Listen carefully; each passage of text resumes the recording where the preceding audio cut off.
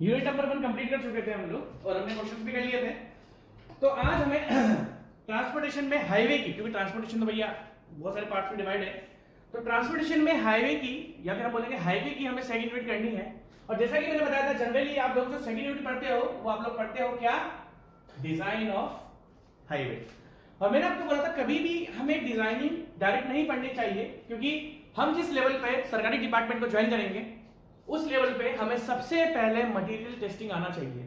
That means जिस material को use करके हम कोई भी स्ट्रक्चर बनाएंगे, कोई भी रोड बनाएंगे, कोई भी ब्रिज बनाएंगे, स्ट्रक्चर में सब कुछ आ गया, तो उसमें हमारा काम सबसे पहला क्या होगा, उसमें हमारा काम सबसे पहले होता है जो भी मटेरियल आप कंस्ट्रक्शन के लिए यूज करोगे उस मटेरियल की नॉलेज हमको होनी चाहिए। तो मैं जो अपनी सेकंड यूनिट स्टार्ट कर रहा हूं वो मैं बिल्कुल भी डिजाइन ऑफ हाईवेज या डिजाइन ऑफ रोड नहीं स्टार्ट करूंगा। मैं अपनी सेकंड यूनिट स्टार्ट करूंगा कौन सी, हाईवे मटेरियल्स, क्योंकि मैं अपनी यूनिट नंबर 1 में ऑलरेडी आपको बहुत कुछ पढ़ा चुका हूं और यूनिट नंबर 2 में जो आप पढ़ते हो वो आप पढ़ते हो अपने कंपोनेंट्स ऑफ हाईवे। और हम अगर बात करें कंपोनेंट ऑफ हाईवे और कंपोजिशन ऑफ रोड, हम दोनों अपने यूनिट नंबर 1 में पढ़ चुके हैं। अगर आपने देखा होगा तो यूनिट नंबर 1 में मैंने आपको कैम्बर के बारे में बताया, मैंने आपको A to Z सब कुछ चीजों के बारे में बता चुका हूं यूनिट नंबर 1 में, क्योंकि मैंने आपको एक आइडिया देकर रखा यूनिट 1 में कि क्या क्या रोड्स के कंपोनेंट्स होते हैं या रोड की कंपोजिशन क्या होती है। मैं ऑलरेडी आपको यूनिट नंबर 1 में कवर कर चुका हूं। अभी मैं इन कंपोनेंट्स पर और डिटेल में जाऊंगा, अभी मैं हाईवे के कंपोनेंट्स पर और डिटेल में जाऊंगा, बट उससे पहले मेरा मानना यह है कि आपको हाईवे के मटेरियल्स के बारे में पता होना चाहिए, ठीक है। तो हम सबसे पहले डिस्कस करते हैं हाईवे के क्या क्या मटेरियल यूज होगा। अगर मैं आपसे हाईवे की बात करूं तो जनरली मैं आपको ये बताऊंगा रोड में कौन कौन सा मटेरियल यूज होता है और उस मटेरियल की प्रॉपर्टीज क्या होती है। क्या उस मटेरियल की प्रॉपर्टीज होनी चाहिए, क्योंकि जिस दिन आप सरकारी डिपार्टमेंट ज्वाइन करने जाओगे और आप अगर किसी रोड कंस्ट्रक्शन के सरकारी डिपार्टमेंट में लग गए, देखो पहली बात आपको मैं एक बात बताता हूं, इन केस आप मान लो मिलिट्री इंजीनियरिंग सर्विसेज जाते हो, एमईएस, तो एमईएस में आपको बिल्डिंग्स भी बनानी है और एमईएस में आपको रोड्स भी बनानी है। क्योंकि एमईएस में जो आपको, जैसे आप देखो एमईएस में दो टाइप के जेई होते हैं, जेई क्यूएसएनसी क्वांटिटी सर्वे इन कॉन्ट्रैक्ट्स, जो आपका बिलिंग का काम देखता है E8 सेक्शन में, और एमईएस में देखो मैं आपको बताता हूं, जब आपको एमईएस डिपार्टमेंट मिलता है तो एमईएस की दो पोस्ट होती है, एक तो होती है जेई सिविल और एक होती है JE QSNC quantity serving in contract. जो आपका बिलिंग करता है वो जेई क्यूएसएनसी होता है और जो आपका कंस्ट्रक्शन करवाता है उसको बोलते हैं जेई सिविल। और जेई सिविल की जो पोस्ट मिलती है एमईएस में वो मिलती है JE BNR, buildings and roads.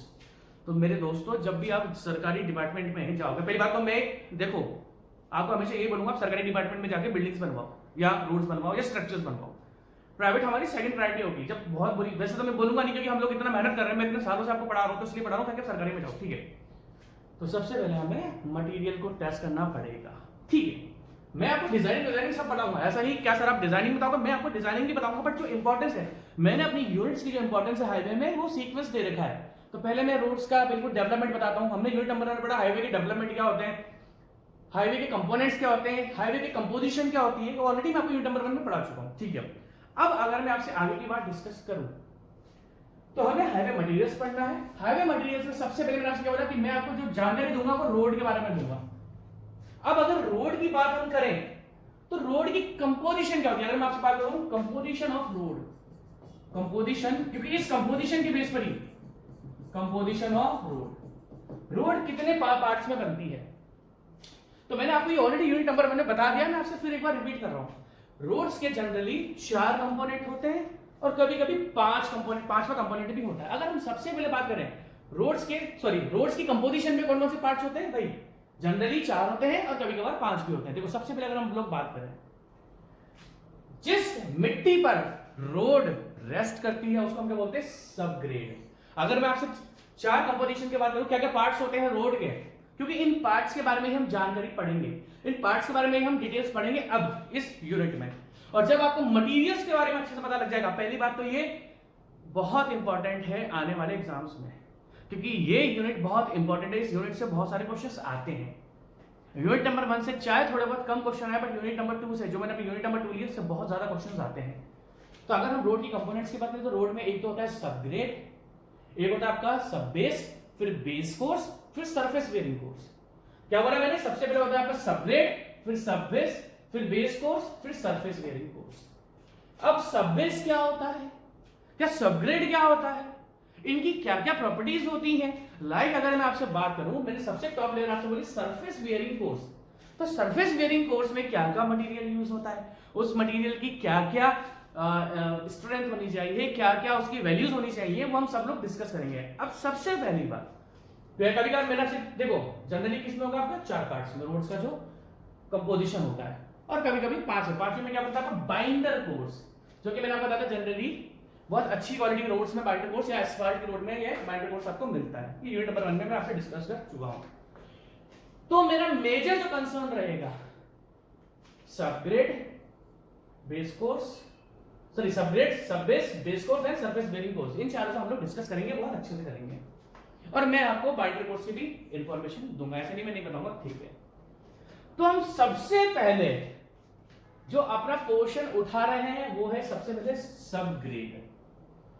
अगर मैं आपसे सबग्रेड की बात करूं, व्हाट इज सबग्रेड? अगर मैं आपसे सिंपल सी बात पूछूं, मैं अपनी यूनिट चालू कर रहा हूं, सबग्रेड,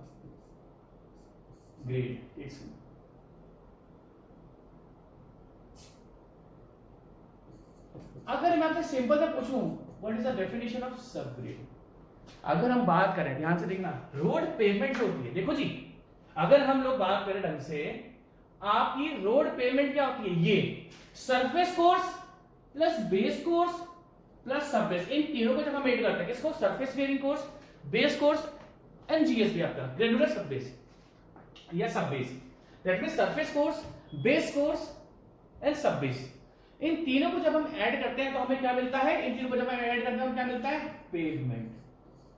अगर हम बात करें, ये जो पेवमेंट होती है ना, अगर मैं आपसे सिंपल चीज पूछूं what is the definition of subgrade, तो आप बोलोगे सर सबग्रेड पर ही आपका जो पेवमेंट होता है वो रेस्ट करता है। That means surface wearing course जो आपके गाड़ियों के कांटेक्ट में आती है, उसके नीचे बेस कोर्स, बेस कोर्स के नीचे सबबेस, ये तीनों surface wearing course, base course and surface course, the surface base course या फिर बेस जीएसबी, सब बेस कोर्स, ठीक है।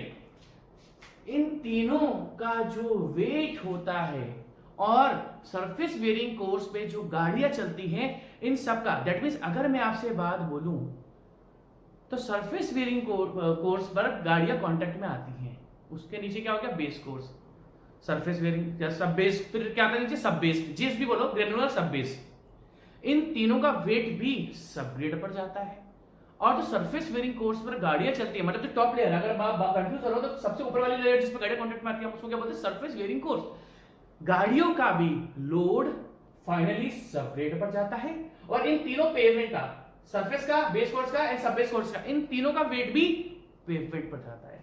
अगर हम सिंपल शब्दों में बात करें, सब base, base course and surface wearing course plus load of traffic या लोड ऑफ व्हीकल, ये सारा का सारा लोड जिस सॉइल पर ट्रांसमिट होता है या जिस सॉइल पर ट्रांसफर होता है उसको हम सबग्रेड बोलते हैं। क्योंकि फाइनली रोड पेवमेंट पर जितना भी लोड लगता है फाइनली वो ट्रांसफर होता है सबग्रेड पर। रोड पेवमेंट पर है, रोड पेवमेंट का खुद का भी लोड होता है भाई, जो सरफेस वेयरिंग कोर्स है, बेस कोर्स है एंड सब बेस कोर्स है, इन तीनों का खुद का भी तो कुछ वेट होता है, और प्लस इनके ऊपर गाड़ियां भी चलती है, तो सारा का सारा लोड जो होता है वो कहां पर ट्रांसमिट होता है? आपका सबग्रेड पर। तो अगर मैं सिंपल सी बात बोलूं, अगर मैं आपसे बोलूं what is the definition of subgrade, सबसे पहली बात आप बोलोगे the finished and compacted surface of earthwork on which road pavement rest. The finished, definition देखना, द फिनिश्ड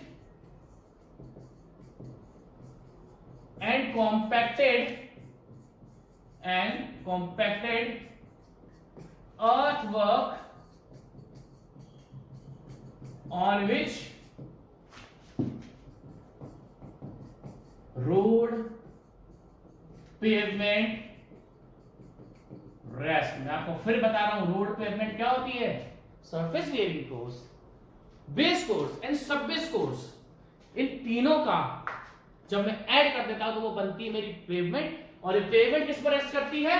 सबग्रेड पर। अब देखो, जब भी हम इन तीनों को, देखो मैंने क्या लिखा, फिनिश मतलब उसको शेप देना, अच्छे से उसको हॉरिजॉन्टल करना, या फिर जो भी हमें शेप चाहिए। और कॉम्पैक्ट का मतलब जब भी हम सबग्रेड के ऊपर पेवमेंट बनाते हैं तो उसको हम हमेशा कॉम्पैक्ट करते हैं ताकि उसके अंदर की एयर निकल जाए और उसके अंदर सेटलमेंट ना हो। कभी भी हम लूज सॉइल पर रोड पेवमेंट को नहीं कर करेंगे, क्योंकि कल को अगर आपने कॉम्पैक्ट अच्छे से नहीं करा, मतलब उसके एयर को रिमूव नहीं करा, तो कल की तारीख में वो आपका सेटल हो जाएगा और रोड आपकी क्रैक हो जाएगी, रोड आपकी खराब हो जाएगी। ठीक है, मे भी हो सकता है कि आपकी डेफिनेशन पूछ ली जाए एसएससी जेईई किसी भी एग्जाम में। ठीक है, सिंपल सी डेफिनेशन थी। अब अगर हम बात करें सबग्रेड होता क्या है, भैया जो अर्थ होती है वही हमारा सबग्रेड होता है। मतलब जो मिट्टी होती है, जब मान लो अगर मैं अपने घर से बाहर निकलता हूं और जो मिट्टी मेरे को मिली वही आपका सबग्रेड है। दैट मींस जो अर्थ है हमारी, जिसमें हम बोलेंगे नेचुरल सॉइल है, दैट मींस हम अगर सबग्रेड को बोलेंगे it consist of well compacted natural soil, it consist of well compacted natural soil brought to. अब देखो अगर बात करें सबग्रेड में होता क्या, अभी तो हमने क्या लिखा भाई, कॉम्पैक्ट करते हैं, उसको शेप देते हैं, किसको, अर्थ को, which road on which on लिखा मैंने, on which road pavement है, ये बात तुमने लिख दी। बट सबग्रेड में होता क्या है, it consists of natural soil brought to require camber and gradient। अब मैं आपको एक चीज बहुत अच्छे से देखो, क्यों यूनिट 1 आपको लगता होगा कि ये तो बेवकूफ है, यूनिट नंबर 1 में टाइम लगा दिया। पहली बात तो मैं जब पढ़ाता हूं मैं किसी का कॉपी पेस्ट नहीं करता। आपको मेरा जो भी लेक्चर मिलेगा सबसे पहली बार मिलेगा, उसके बाद ही आपको कॉपी पेस्ट मिलेंगे, क्योंकि मैं किसी को कॉपी पेस्ट नहीं करता। मैं कभी किसी को नहीं देखता कोई कैसे पढ़ा रहा है।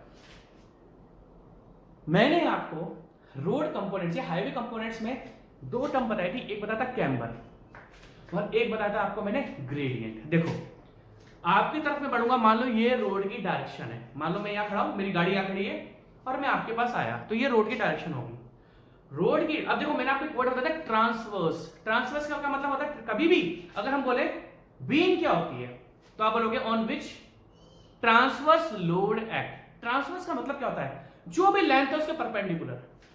व्हाट डज ट्रांसवर्स मीन, अगर हम बीम की बात करते हैं तो बीम पर परपेंडिकुलर लोड लगता है तो क्या बोलते हैं, transverse load. That means length के परपेंडिकुलर जो होता है वो ट्रांसवर्स होता है। तो अगर हम कैम्बर की बात करें तो मान लो अगर ये रोड की लेंथ है और ये इसका सेंटर लाइन है, तो इससे ट्रांसफर डायरेक्शन क्या होगी, ये वाली। देखो ये होगी आपकी इन डायरेक्शन ऑफ ट्रैफिक, और ट्रैफिक की जो परपेंडिकुलर डायरेक्शन है वो हो गया आपका ट्रांसफर डायरेक्शन। तो जब रोड की ट्रांसफर डायरेक्शन में हम एक कर्व प्रोवाइड करते हैं ताकि रोड में पानी इकट्ठा ना हो, अगर पानी आ भी जाए तो पानी ड्रेन हो जाए, क्योंकि रोड का सबसे बड़ा दुश्मन कौन है, पानी। रोड का सबसे बड़ा दुश्मन कौन है, पानी। और क्यों रोड का सबसे बड़ा दुश्मन पानी है वो मैं आपको आगे बताऊंगा, क्यों रोड का सबसे बड़ा दुश्मन पानी है वो हम आगे डिस्कस करेंगे। ठीक है, तो ये रोड का डायरेक्शन है, ट्रैफिक डायरेक्शन। तो इस ट्रैफिक डायरेक्शन के परपेंडिकुलर हम एक कर्व प्रोवाइड करते हैं, इसको हम बोलते हैं कैम्बर।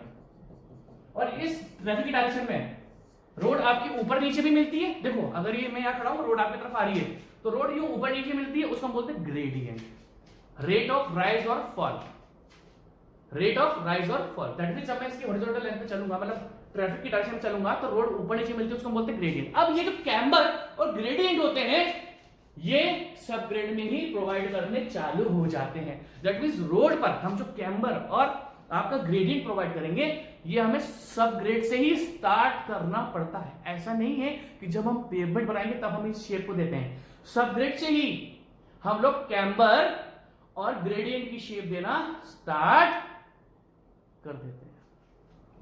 ठीक है, और ग्रेडियंट क्या होता है, कैम्बर क्या होता है, मैं अपनी यूनिट नंबर 1 में बहुत, आप लोग लिटरली शायद नाराज भी होंगे कि सर आपने यूनिट नंबर 1 है ना बहुत बड़ी पढ़ाई है। अरे यूनिट नंबर 1 बड़ी इसलिए पढ़ाई है क्योंकि एक एक टर्म में अगर हाईवे की सारी यूनिट्स उठा लूं ना तो उसमें मैं आज की तारीख में हाईवे की कोई सी भी यूनिट उठा सकता हूं। क्यों, क्योंकि जितनी भी यूनिट्स में कॉन्सेप्ट्स हैं वो हम ऑलरेडी यूनिट नंबर 1 में डिस्कस कर चुके हैं, तो उनको लेके हम आगे बढ़ेंगे। ऐसे नहीं मैं आगे की यूनिट पढ़ाऊंगा, मैं तो आपको सब पढ़ाऊंगा। मैं हूं पढ़ाने में थोड़ा सा ढीला कि लेक्चर्स रेगुलर नहीं आते, बट पढ़ाता हूं पूरा, कितना श्योर है, कभी बीच में नहीं खाता। मैं बदनामी भी करता हूं कि सर आप बिल्कुल रेगुलर नहीं हो, बट फिर भी मैं सिलेबस नहीं छोड़ूंगा आपका 1% या 0.01% भी नहीं छोड़ूंगा। ठीक है, natural soil brought to required camber and gradient. हम सेपरेट को ही कैम्बर, मतलब हम सबग्रेड को इस तरीके से कॉम्पैक्ट करेंगे कि जो हमें रिक्वायर्ड कैम्बर है for the drainage of water और जो ग्रेडियंट है वो हमें सबग्रेड से ही मिलना आपका स्टार्ट हो जाए। अब एक चीज ध्यान रखना, अगर हम लोग बात करें ये सब सरफेस कोर्स है, ये बेस कोर्स है, देखो ये सरफेस कोर्स है, ये बाइंडर कोर्स है, बाइंडर कोर्स मैंने आपको बताया था इस बार में मिलेगा, ये बेस कोर्स है, ये सब बेस कोर्स है। अगर हम चारों को ऐड करते हैं तो हमें मिलता है पेवमेंट। अब अगर आप ध्यान से देखोगे तो पेवमेंट की थिकनेस भी मैं आपसे डिस्कस कर चुका हूं। ये जो पेवमेंट की थिकनेस होती है ना, ये सब ग्रेड पर डिपेंड करती है।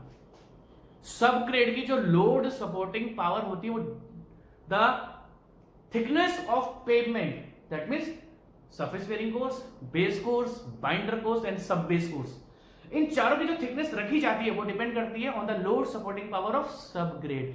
दैट मींस अगर किसी सॉइल की load supporting, that means subgrade की अगर लोड सपोर्टिंग पावर बहुत ज्यादा है तो इनकी थिकनेस हम कम कर सकते हैं, बट अगर सबग्रेड की लोड सपोर्टिंग पावर थोड़ी सी कम है तो हमें इसकी थिकनेस बढ़ानी पड़ेगी और हमारी रोड एक्सपेंसिव हो जाएगी। दैट मींस क्या लिख रहा हूं मैं, क्या लिखा मैंने, इसको मिटा दूं मैं, इसको मिटा दूं। आज मेरा लेक्चर अच्छा जाएगा, आपको अच्छा लगेगा। आज बड़ा लेक्चर है, 1 घंटे से ऊपर का लेक्चर है, ठीक है, आप सबके सारे 1 घंटे के ऊपर का लेक्चर, ठीक है। The thickness of payment, the thickness of pavement depends on the load supporting power of subgrade, load supporting power of subgrade। तो थिकनेस, जो भी हम पेमेंट की थिकनेस रखेंगे वो किस पर डिपेंड करती है, आपकी load supporting on the load supporting power of the subgrade. अब अगर हम बात करें सबग्रेड हम कहां प्रोवाइड कर सकते हैं, सबग्रेड, अब यहां से देखना, subgrade can B provide on, अब देखना ध्यान से, मैं 3 चीजें लिखूंगा, can be provide on first embankment,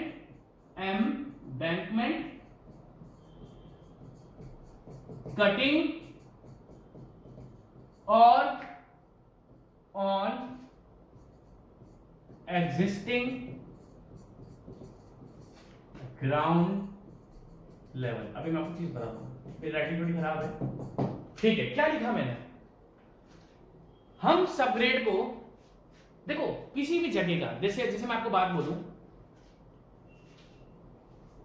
हम अपने घर से बाहर निकलते हैं, मेरी बात ध्यान से देखना, हम अपने घर से बाहर निकलते हैं, मैं आपको एग्जांपल देता हूं, देखो ध्यान से, इधर आ जाओ, इधर नहीं, इधर आ जाओ, इधर आओ। हम अब देखो ये मेरा घर है, मैं अपने घर से बाहर निकला, ध्यान से देखना, मेरा जो इस बिल्डिंग का फाउंडेशन है, या मैं बोलूंगा मेरा प्लिंथ लेवल, मैं आपको प्लिंथ लेवल बता चुका, ठीक है। मेरा चलो इस बिल्डिंग का जो बेसमेंट है या बेसमेंट से टॉप का पोर्शन, क्या मेरा बिल्डिंग का सबसे बेसमेंट और ये जो रोड है दोनों सेम लेवल का आपको दिख रहे हैं या नहीं दिख रहे हैं, आप बोलोगे सर दिख रहे हैं। मैं अगर इस फोटो को ढंग से देखूं तो हर एक चीज का जो बॉटम है, चाहे वो बिल्डिंग हो चाहे कोई कुछ भी हो, और रोड, ये दोनों क्या है, सेम लेवल पर है। तो हम इसको क्या बोलते हैं कि ये जो रोड बनाई गई है, दैट मींस इस एरिया का सब कुछ, दैट मींस अगर इसका ये सबसे फर्स्ट फ्लोर है, फर्स्ट फ्लोर का जो आपका फ्लोर है और ये आपका रोड है, दोनों सेम लेवल पर है, तो मैं बोलूंगा कि यहां पर जो, क्योंकि पूरा एरिया अगर आप देखोगे रोड है, बिल्डिंग्स है, सब एक दूसरे के लेवल पर है। क्यों? क्योंकि इन सबको बनाया गया ऑन द एग्जिस्टिंग ग्राउंड, जो भी उस जगह का ग्राउंड लेवल था उसी ग्राउंड लेवल पर आपने रोड बना दी, बिल्डिंग बना दी, सब कुछ कर दिया। तो that means subgrade can be provided on, देखो फर्स्ट पॉइंट लिखा मैंने, subgrade can be provided on embankment, cutting और existing ground level. That means अगर सब कुछ एक ही लेवल पर है, दैट में हम अगर बात करते हैं, जैसे मेरा घर है तो मेरे घर के सामने पार्क है, तो मेरे घर से मैं निकला तो जो रोड है और जो पार्क है वो दोनों सेम लेवल पे, दैट मींस वो पूरा का पूरा एरिया जो है वो एग्जिस्टिंग ग्राउंड लेवल पर बनाया है। तो सबग्रेड का भी सिस्टम क्या है, सबग्रेड या तो आप एग्जिस्टिंग जो भी आपका सॉइल है, एग्जिस्टिंग ग्राउंड लेवल उस एरिया का एग्जिस्टिंग ग्राउंड लेवल आपका फिक्स होता है, कोऑर्डिनेट्स होते हैं, उसी पर बना दिया गया। अब देखो अगर हम सेकंड फोटो देखें तो यहां पर, अब ध्यान से देखना, इस पूरे एरिया का, अब आपको ध्यान से दिख रहा होगा, तो फर्स्ट वाले फोटो में आप देख सकते हो कि सब कुछ एक लेवल पर, दैट मींस सब कुछ वहां पर एग्जिस्टिंग ग्राउंड लेवल पर बनाया गया है। अगर मैं स्टडी फोटो की बात करता हूं, देखो ये रहा ग्राउंड लेवल, पूरा का पूरा ग्राउंड यहाँ पर देखो नीचे है ना, और यहाँ पर रोड है ना ग्राउंड लेवल से ऊपर है। और अगर आप देख सकते हो तो भाई ये रोड है, तो भैया ये इसकी सबग्रेड है। तो आप क्या देख रहे हो, देखो ध्यान से, ये ऊपर का सरफेस बेयरिंग कोर्स है, सरफेस बेयरिंग कोर्स है, और इस सरफेस बेयरिंग कोर्स और ग्राउंड लेवल में डिफरेंस है। सरफेस बेयरिंग कोर्स के नीचे क्या होगा, बाइंडर कोर्स होगा, बाइंडर कोर्स के नीचे क्या होगा, बेस कोर्स होगा, बेस कोर्स के नीचे क्या होगा आपका, सब बेस कोर्स होगा, सब बेस कोर्स के नीचे क्या होगा, सबग्रेड होगा। आपको दिख ही रहा है, अच्छा खासा मीटर की लेंथ है, अराउंड 2-2.5 मीटर की लेंथ है, तो 2-2.5 मीटर में कभी भी रोड पेमेंट की थिकनेस नहीं होती है। तो दैट मींस ये सारा का सारा क्या है, ये है आपका सबग्रेड। तो अगर बात करूं तो यहाँ पर जो एग्जिस्टिंग, देखो ना ये जंगल है, पूरा जंगल इस रोड से नीचे है, और वैसे भी रोड को प्रीफर करा जाता है कि जो भी उस एरिया का, मेरी बात ध्यान से सुनना, हमेशा रोड कंस्ट्रक्शन का प्रीफर करा जाता है जो भी एरिया का ग्राउंड लेवल है उससे रोड थोड़ी ऊपर बनाओ ताकि ड्रेनेज अच्छे से हो जाए। दैट मींस हम प्रीफर करते हैं कि जो भी एरिया का एग्जिस्टिंग ग्राउंड लेवल है, क्या कोऑर्डिनेट्स है उसके, मैंने आपको सर्वे पढ़ा दिया, आपको ग्राउंड लेवल का मतलब अच्छी तरीके से पता होना चाहिए। जो भी उसका एग्जिस्टिंग ग्राउंड लेवल, इवन जब आप कंस्ट्रक्शन में जाओगे तो आपको मान लो आपको हाईवे बनाना है, तो आपको जब भी ड्राइंग मिलेगी ना, आपको पाइल फाउंडेशन करनी है या जो भी करनी है, आपको उस ग्राउंड का पाइल फाउंडेशन, सबसे पहले क्या मिलता है आपको, मिलता है ग्राउंड लेवल, फिर आपको क्या मिलता है, cut off level. Cut off level का मतलब क्या होता है, देखो मैं आपको बताता हूं, कभी भी आप हाईवे का कंस्ट्रक्शन करोगे, मैं हाईवे पढ़ा रहा हूं तो मैं हाईवे के बाद, मान लो फ्लाईओवर का कंस्ट्रक्शन कर रहे हो, तो फ्लाईओवर एक हैवी लोड स्ट्रक्चर है, तो हैवी लोड स्ट्रक्चर में हमेशा कौन सी फाउंडेशन दी जाती है, पाइल फाउंडेशन। तो जो भी ग्राउंड लेवल है, ग्राउंड लेवल के नीचे पाइल ऑलरेडी कट जाती है, जिसको बोलते हैं cut off level. Ground level पर पाइल आकर नहीं रुकती, आप क्या सोचोगे कि जो भी आपका ग्राउंड लेवल है वहां पर पाइल फाउंडेशन वहां तक आती है, नहीं, ग्राउंड लेवल से एक डेप्थ पर 2.5 मीटर, 3 मीटर, 2 मीटर, कभी भी ग्राउंड लेवल के उस 2 मीटर नीचे पाइल आपका एंड हो जाता है, इसको बोलते हैं कट ऑफ लेवल। और वहां से लेके जहां पर आपकी पाइल खत्म होती है उसको बोलते हैं फाउंडिंग लेवल। फाउंडिंग लेवल कि वहां तक आपकी पाइल जाएगी। तो मैं इस पाइल फाउंडेशन के बारे में आपको ज्यादा नहीं बताऊंगा, फायदा नहीं है, ठीक है। तो यहां पर जो सबग्रेड बनाया गया है, सबग्रेड कंस्ट्रक्टेड ऑन एम्बैंकमेंट, ठीक है जी। दैट मींस यहां पर जो सबग्रेड है वो तो एग्जिस्टिंग ग्राउंड लेवल पर दी गई है, यहां पर जो सबग्रेड है वो एग्जिस्टिंग ग्राउंड लेवल से थोड़ी ऊपर गई, तो यहां पर आपको मिट्टी फिल करनी पड़ेगी, और मिट्टी फिल जब करते हैं उसको क्या बोलते हैं, एम्बैंकमेंट। और यहां पर अगर आप देखोगे तो ये पहाड़ों का जो एरिया दिख रहा था, यहां पर नीचे देखो, अगर मान लो एग्जिस्टिंग ग्राउंड लेवल है, आपने पहाड़ को काट कर रोड बनाई है, तो इसको हम बोलते हैं कटिंग। दैट मींस आपने सॉइल को काटा, पहाड़ को काटा, उसके बाद रोड बनाई। तो subgrade can be provided on existing ground level, on embankment और ऑन कटिंग। आपको ये सारी चीजें ध्यान रखनी, क्योंकि आज की तारीख में या कल की तारीख में जब आप सरकारी बन जाओगे, आपको सारा का सारा ये कंस्ट्रक्शन कराना पड़ेगा। अब अगर मैं आपसे आगे की बात डिस्कस करूं, ध्यान से देखना, मैं बहुत इंपॉर्टेंट टाइम लिख रहा हूं, द लोड ऑफ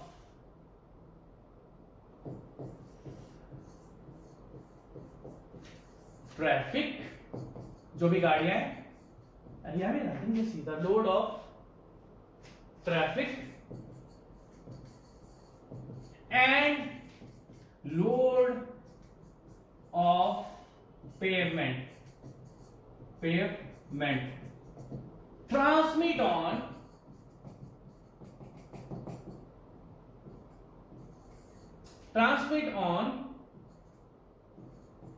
subgrade। हमें पता है, हमको ये पता है कि चाहे पेवमेंट का लोड हो और चाहे गाड़ियों का लोड हो, फाइनली कहां पर जाना है, आपका सबग्रेड पे। Therefore it is important to determine the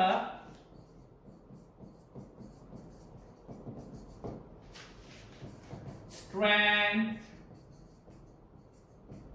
of subgrade। तो ये सारा का सारा लोड जो है, चाहे वो पेवमेंट का लोड हो, चाहे वो आपकी गाड़ी का लोड हो, वो सारा का सारा लोड कहां जा रहा है, वो जा रहा है सबग्रेड पर। इसलिए ये बहुत जरूरी है कि आप सबग्रेड की स्ट्रेंथ को डिटरमाइन करो कि क्या ये सबग्रेड लोड को झेल भी सकती है या नहीं झेल सकती है। और इसके लिए सबसे पहला टेस्ट मेरा आता है कैलिफोर्निया बियरिंग रेशियो। अब मैं आपको इतनी जल्दी नहीं बताऊंगा, टेंशन ना लो, मैं आपको पहले पढ़ाऊंगा, ठीक है। इन दो पेजेस को मुझे हटाना पड़ेगा क्योंकि यहाँ पर मैंने अपना फोटोग्राफ फिक्स कर रखा है, यहाँ पर पिक्चर फिक्स है आपकी, तो मैं यहाँ पर लिख नहीं सकता क्योंकि इसका नेक्स्ट भी मैं आपको लिख नहीं पाऊंगा, है ना। तो मैं इनको मिटा रहा हूं, आप पहले इन दोनों को लिख लो क्योंकि ये मुझे मिटाना पड़ेगा। आप कहां से लिखोगे? ये तो आपको मैंने यूनिट नंबर 1 में आपको ऑलरेडी बता के रखा हुआ है, आप लिखना चालू करो यहां से। ये मेरी राइटिंग पर सॉरी, इसलिए मैं माफी मांगूंगा। ये लिखो पहले ऊपर, क्योंकि मुझे डिलीट करना पड़ेगा पूरा। आप लिखो इसको, मैं बोल देता हूं एक बार। The subgrade and compacted earthwork on which road pavement rest is known as subgrade. It consist of natural soil, जो मिट्टी होती है उसी को हम सबग्रेड बनाते हैं। हाँ, बट उस मिट्टी को हम कॉम्पैक्ट करते हैं, उसमें अगर कोई इंप्यूरिटीज होती है, लाइक आपके पेड़ पौधे होते हैं, तो उसको हम रिमूव करते हैं। ऐसा नहीं कि लूज सॉइल में बना दिया। और मैंने आपसे कहा था thickness of payment depends on load supporting power of subgrade. Subgrade can B plotted on embankment, cutting और ऑन एक्जिस्टिंग लेवल। मेरी राइटिंग को ज्यादा ही सड़ गई है सीरियसली, पहले तो फिर भी थोड़ी बहुत ठीक। ये देखो, the load of traffic and load of pavement transmit on subgrade, therefore it is important to determine the strength of subgrade. मुझे लगता नहीं हमारी राइटिंग मतलब होता ना कि बड़े होकर राइटिंग सुधर जाएगी, मुझे लगता नहीं कि मेरी इस जन्म में तो राइटिंग सुधर पाएगी। कोई बात नहीं, मैं इसलिए बोलता रहता हूं ताकि आपको राइटिंग समझ में आ जाए, ठीक है जी। अब अगर हम आगे की बात डिस्कस करें तो सबग्रेड की डेफिनेशन ये है, और हो सकता है कि वो आपको रोड कंपोजिशन के बारे में एग्जाम में पूछ ले। देखो जी, मैं तो आपको स्टेज 2 ऑब्जेक्टिव के लिए पढ़ा रहा हूं, बट ऑब्जेक्टिव के लिए भी मुझे आपको डिटेल्स पढ़ानी पड़ेंगी, और ये सेम चीज आप सब्जेक्टिव के लिए भी यूज कर सकते हो। देखो जी, आज की तारीख में मैं स्टेज 2 ओनली ऑब्जेक्टिव के लिए पढ़ा रहा हूं, बट जब इस स्टेज 2 हमारा ऑब्जेक्टिव कवर हो जाएगा तो इसी स्टेज 2 को मैं ऑब्जेक्टिव प्लस सब्जेक्टिव कवर कर दूंगा। क्योंकि बहुत से स्टूडेंट्स बोलते थे कि सर, कभी स्टूडेंट बोलते हैं कि सर आप ऐसा पढ़ाओ ना जिसमें ओनली मेंस कवर करें। कुछ स्टूडेंट ऐसा बोलते थे कि सर ऐसा पढ़ाओ कि ओनली ऑब्जेक्टिव कवर करें। क्योंकि हमने जो स्टेज 1 पढ़ाया उसमें ऑब्जेक्टिव और सब्जेक्टिव मिक्स है, बट स्टेज 2 अभी ऑब्जेक्टिव ले जा रहा है, और इसी स्टेज 2 को मैं कन्वर्ट कर दूंगा ऑब्जेक्टिव चले रहा है, फिर हम किसी मेंस में किसी भी एग्जाम के मेंस के लिए लेकर आ जाएंगे, ठीक है जी। और ये सारी चीजें मुझे मेंस में काम आने वाली है, क्योंकि ये मुझे पढ़ाना नहीं पड़ेगा, क्योंकि ऑलरेडी मैं आपको पढ़ा रहा हूं, ठीक है। आगे बात डिस्कस करते हैं, इसको मुझे मिटाना पड़ेगा, ठीक है भाई। अगर मैं आपसे बात करूं तो भैया सबग्रेड है क्या? है तो सॉइल ही। सबग्रेड क्या है? सॉइल ही तो है। अगर हम बात करें सबग्रेड की तो वो नेचुरल सॉइल ही तो है।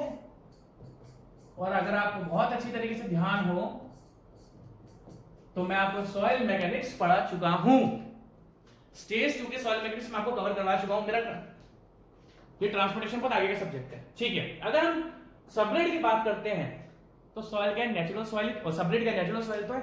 भाई साहब, मैंने आपको ना सॉइल पर क्या क्या लोड लगते हैं वो बहुत अच्छी तरीके से बता के रखा है।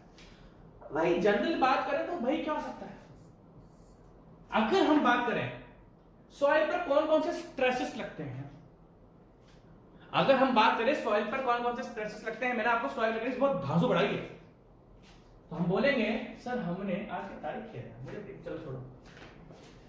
सबग्रेड की बात करें तो सॉइल है, और सॉइल में जो स्ट्रेस लगता है तो सॉइल में जनरली लगता है, एक तो लगता है नॉर्मल स्ट्रेस और दूसरा लगता है आपका शियर स्ट्रेस। शियर स्ट्रेस भाई, सॉइल के अंदर नॉर्मल स्ट्रेस लगता है, जो बिल्कुल नॉर्मल का मतलब कहता है जो एरिया के परपेंडिकुलर हो, और शियर का मतलब कहता है जो एरिया के पैरेलल हो। तो सॉइल के अंदर नॉर्मल स्ट्रेस भी डेवलप होता है, सॉइल के अंदर शियरिंग स्ट्रेस भी डेवलप होता है। शियर स्ट्रेस जो सॉइल के अंदर, दैट मींस मान लो सॉइल के ऊपर कोई शियर फोर्स लगा, मान लो सॉइल के अंदर कोई शियर फोर्स लगा, तो सॉइल अपने अंदर क्या जनरेट करेगा? शियर स्ट्रेस जनरेट करेगा। मान लो सॉइल के ऊपर कोई शियर फोर्स लगा, that means parallel to area, तो सॉइल अपने अंदर क्या जनरेट करेगा? Shear stress. क्योंकि शियर स्ट्रेस का होता है रेजिस्टेंस होता है जो मटेरियल अपने अंदर जनरेट करता है।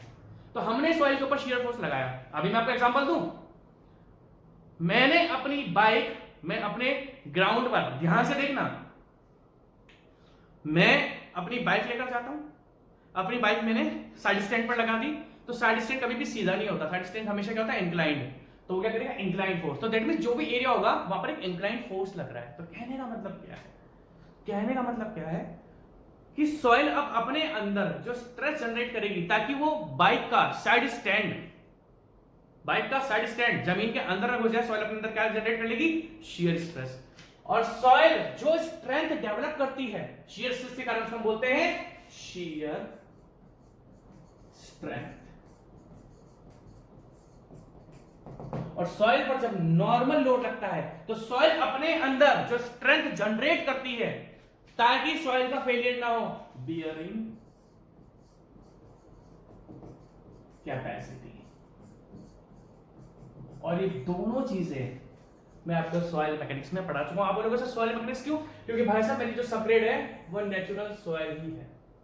मेरी जो सबग्रेड है, सबग्रेड मेरी नेचुरल सॉइल ही है, तो दैट मींस सॉइल पर शियर स्ट्रेस लगेगा तो मुझे शियर स्ट्रेस डिटरमाइन करनी है, और बेयरिंग कैपेसिटी के लिए बेयरिंग कैपेसिटी, मतलब नॉर्मल लगेगा तो बेयरिंग कैपेसिटी, शियर फोर्स लगेगा तो शियर स्ट्रेंथ। अब अगर हम बात ध्यान से देखें, हमने सॉइल में शियर स्ट्रेंथ पढ़ लिया, बेयरिंग कैपेसिटी पढ़ लिया। अगर मैं आपसे बोलूं कि सॉइल में जो शियर स्ट्रेंथ होगी, हमने सॉइल मैकेनिक्स में क्या क्या पढ़ा था, आप बोलो। अगर मैं आपसे बोलूं, अगर बोले शियर स्ट्रेंथ, जब सॉइल पे शियर फोर्स लगता है, अगर शियर स्ट्रेंथ की डेफिनेशन, जब सॉइल में शियर फोर्स लगता है तो सॉइल अपने अंदर जो स्ट्रेस जनरेट करता है और जो स्ट्रेंथ जनरेट करता है उसको हम शियर स्ट्रेंथ बोलते हैं। सिंपल सी बात है। और जब नॉर्मल लोड लगता है तो बेयरिंग कैपेसिटी रोल में आती है। सिंपल सी बात है। अगर मैं आपसे सिंपल सी एक चीज पूछूं, सॉइल में शियर स्ट्रेंथ मैंने किन किन टेस्ट से डिटरमाइन करा था? सॉइल में हमने शियर स्ट्रेंथ किन किन टेस्ट से डिटरमाइन करा था? आप बोलोगे सर एक तो आपने करा था ट्राइएक्सियल टेस्ट,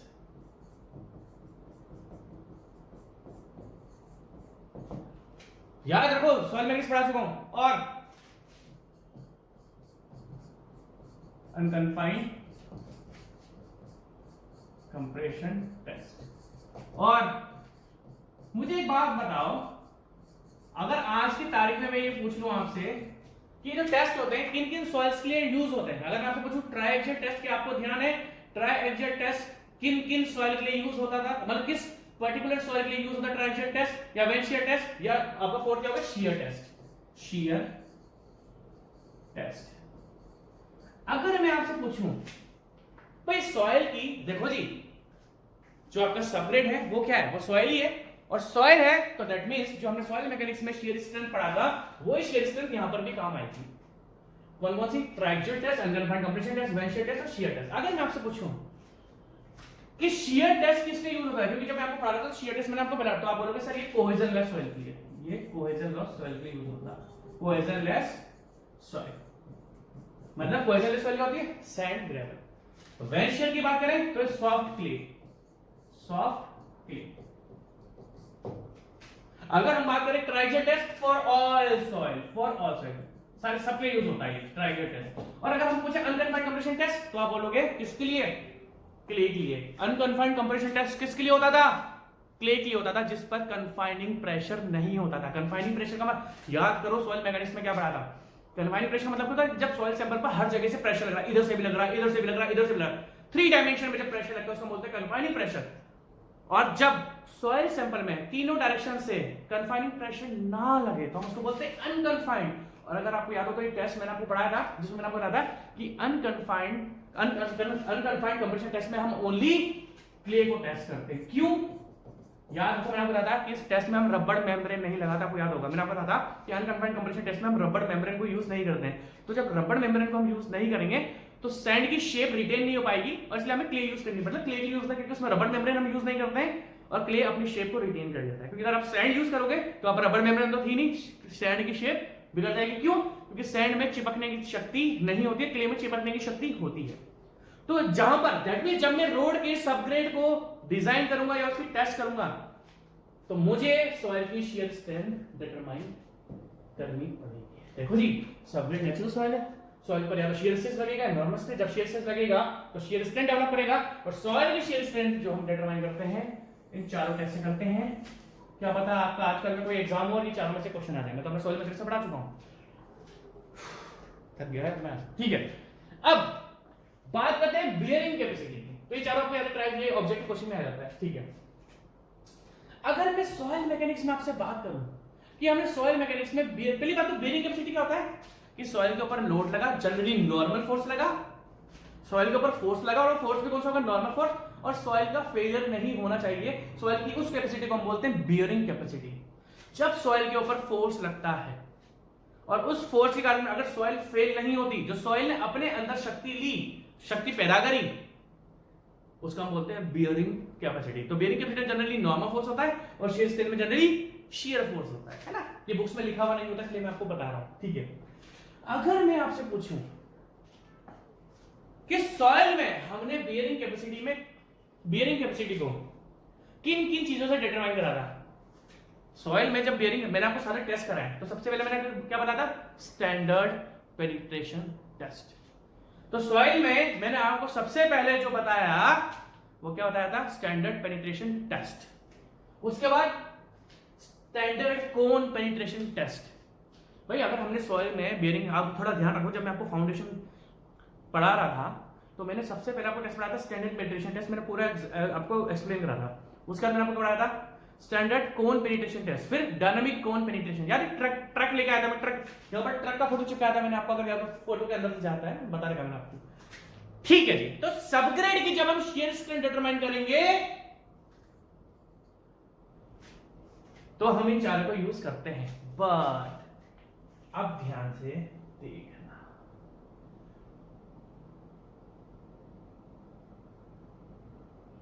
अब हमने क्या करा, सबग्रेड की shear स्ट्रेंथ तो हम डिटरमाइन आज की तारीख में भी इन्हीं से करेंगे, बट सॉइल सबग्रेड के जो बियरिंग पैरामीटर्स हैं उसके लिए हमने अपने 2-3 टेस्ट बना दिए ताकि हमारी थोड़ा टाइम बच जाए। दैट मींस सॉइल की सबग्रेड का जब हम shear स्ट्रेंथ डिटरमाइन करेंगे तो हमने क्या करा, कुछ पेनिट्रेशन टेस्ट बना दिए। तो बट हमने सबग्रेड के लिए, बियरिंग कैपेसिटी के लिए कुछ पेनिट्रेशन टेस्ट बना दिए ताकि हमें इसकी load supporting power. Now for the calculation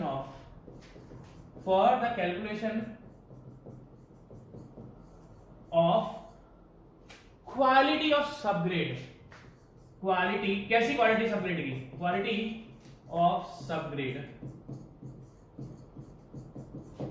हमने 2 टेस्ट बना दिए जो कि हमें डायरेक्ट बता देगा कि सबग्रेड लोड को झेल पाएगी या लोड को नहीं झेल पाएगी। दैट मींस सबग्रेड अच्छी है या सबग्रेड बुरी है।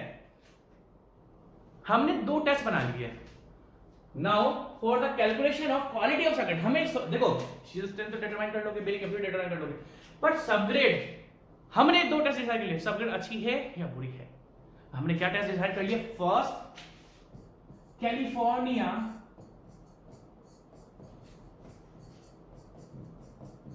बियरिंग रेशियो एंड सेकेंड हमारा प्लेट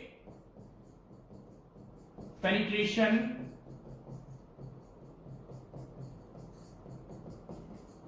टेस्ट। अभी मैंने क्या बोला, ध्यान से देखना। Now for the calculation of quality, ध्यान से देखना। अब सबग्रेड की क्वालिटी क्या है उसको डिटरमाइन करने के लिए हमने 2 टेस्ट बना लिए। एक का नाम है कैलिफोर्निया बियरिंग रेशियो और अगले का नाम है प्लेट पेनिट्रेशन टेस्ट। अगर आप ध्यान से देखो, मैंने क्वालिटी वर्ड यूज करा ना, क्वालिटी वर्ड देखो दिखाता हूं मैं आपको।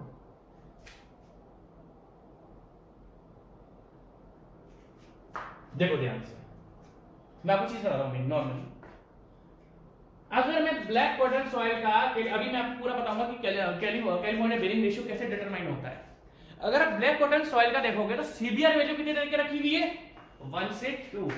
अगर मेरी किसी भी सॉइल की कैलिफोर्निया बियरिंग रेशियो की वैल्यू 1 से 2 आती है तो वो बहुत बेकार है फॉर सबग्रेड। और मान लो अगर हम ग्रेवल की बात करते हैं, ग्रेवल की अभी मैं आपको बताऊंगा कैलिफोर्निया बियरिंग रेशियो कैसे डिटरमाइन होता है, बट आपको देख रहे हो ना, that value shows the quality of subgrade. Subgrade कैसी है? अगर मैं बोलूंगा अगर कोई ऐसी सॉइल है जिसकी कैलिफोर्निया बियरिंग रेशियो 1 से 2 आ रही है तो क्या उसको हमें सबग्रेड के लिए यूज करना चाहिए? नो। अगर किसी सॉइल की कैलिफोर्निया बियरिंग रेशियो 8 से 20 आ रही है तो फिर से नहीं है। Yes, this value shows the quality of subgrade. ठीक है, तो मैंने आपसे क्या बोला? कहां गया वो? मैं कहां पढ़ा रहा था? हाँ अच्छा, ये मैं डिलीट कर देता हूं, ये कंफ्यूज कर देगा हमको। ठीक है जी, अब ध्यान से देखो। The bearing parameters of subgrade can be determined by the California bearing ratio. ये कहां हो गया, बिट कैसे कह रही है, कोई बात नहीं, इतनी तो सुविधा है हमारे पास। और दूसरा है प्लेट फिल्ट्रेशन टेस्ट। हम सबसे पहले चालू कर रहे हैं कैलिफोर्निया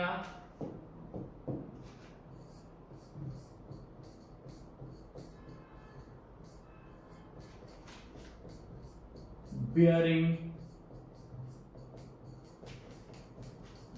रेशियो। अब सबसे पहले जो चालू कर रहे हो, क्या चालू कर रहे हैं, कैलिफोर्निया बियरिंग रेशियो। कुछ इस तरीके का इसका apparatus होता है, इसके इक्विपमेंट्स होते हैं, ठीक है जी। अब अगर मैं आपसे आगे की बात डिस्कस करूं, अब एक एक चीज मैं आपको बता रहा हूं, आपको लिखना है, ठीक है। देखो, जो सॉइल अच्छी होगी, देखो अगर हम बात करें पेनिट्रेशन के, मैंने क्या लिखा, अगर दो चीजें, now for the calculation of quality of subgrade, अब ध्यान से देखना, कैलिफोर्निया बियरिंग रेशियो, ये भी एक पेनिट्रेशन टेस्ट होता है। कौन सा टेस्ट होता है आपका, पेनिट्रेशन। देखो पेनिट्रेशन, पेनिट्रेशन मतलब क्या होता है, उस चीज के अंदर घुस जाना, पेनिट्रेट, घुस जाना उसके अंदर। अच्छा मैं आपको चीज बताता हूं, अगर मैं केला लेता हूं, केला, केले को मैंने छील दिया या ना भी छीला, ठीक है, और एक हो गया मेरा नारियल, तो अगर मैं चाकू से केले को काटने की कोशिश करूंगा तो क्या केला कट जाएगा? बोला कि हाँ। अगर मान लो केले के अंदर मैं चाकू घुसाने की कोशिश करता हूं तो चाकू क्या उसके अंदर पेनिट्रेट हो जाएगा? बोलोगे हाँ हो जाएगा। अगर मैं नारियल का बोलूं कि नारियल मतलब ऊपर उसका कवर छिल के नहीं, नारियल का जो ऊपर वाला होता है ना सॉलिड, पता लगे छील के अंदर वाला है, उसमें भी नहीं होगा। नारियल के अंदर क्या हमारा चाकू पेनिट्रेट हो जाएगा? नहीं होगा, इंक्लूडिंग कवर। और वो हरा वाला आता है ना नारियल पानी, उसमें भी नहीं होगा। तो नारियल में पेनिट्रेट नहीं हो रहा चाकू, केले में हो रहा है। क्यों? क्योंकि नारियल अपने अंदर इतना रेजिस्टेंस डेवलप कर रहा है, नारियल अपने अंदर इतना रेजिस्टेंस डेवलप कर रहा है कि चाकू उसके अंदर पेनिट्रेट नहीं हो पा रहा। वहीं पर केला रेजिस्टेंस इतना डेवलप नहीं कर पा रहा और केला आराम से चाकू उसके अंदर घुस जाएगा। अब ये एक एक चीज मैंने तो आपको यहां पर पेस्ट कर दिया, बट आपको लिखना है। फर्स्ट लाइन देखो, the California bearing ratio test is a measure of resistance.